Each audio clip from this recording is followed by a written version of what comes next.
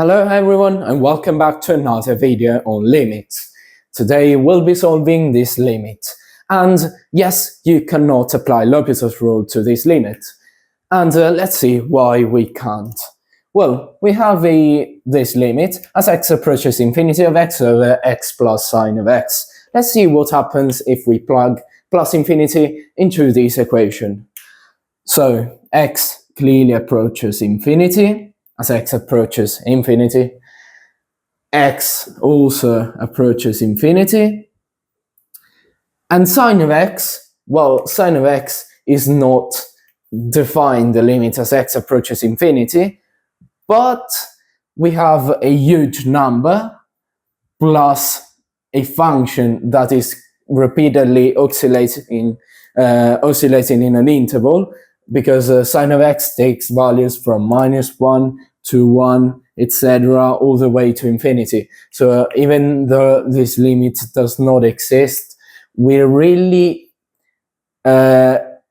summing a huge number to a very small contribution that is oscillating. So it's absolutely clear that x plus sine of x as x approaches infinity goes to infinity, because again we're adding a small number that is fluctuating, but it's still a small number to a huge number because it is going to infinity. All in all, what we get is infinity over infinity.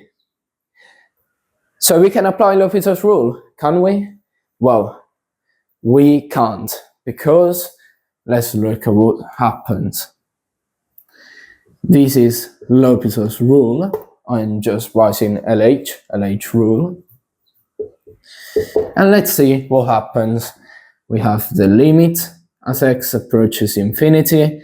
We can differentiate the top and we get 1. We can differentiate the bottom and we get 1 plus the derivative of sine is, of course, cosine of x. And if we now plug x equals infinity in the equation, we get 1 over 1 plus cosine of infinity. Is it defined? No, because this limit is not defined. Does this mean that this limit is not defined? No, this limit is perfectly defined, and the answer is very simple. So let's try to get it. There is a trick we can use to evaluate this limit, and we can do the following. So let me rewrite it. The limit as x goes to infinity, x divided by x plus sine of x. Let's look at the denominator right now. We can use a very simple and clever trick. What if we multiply it by x divided by x? We're not changing anything because we're multiplying by 1, and 1 does nothing when we multiply by something by it. So we can distribute the lower x, the x in the denominator here, and this is what we get. We get the limit as x goes to infinity of x over, we're distributing this x, so 1 plus sine of x divided by x. And don't forget the x here, the upper x. Now, we can simply simplify those two x's, and we're left with this limit. Can we substitute x equals infinity? No, but we can recognize a very interesting thing. First, this is a ratio of two functions, namely, let me rewrite it this way, as x goes to infinity of 1 over 1 plus sine of x over x.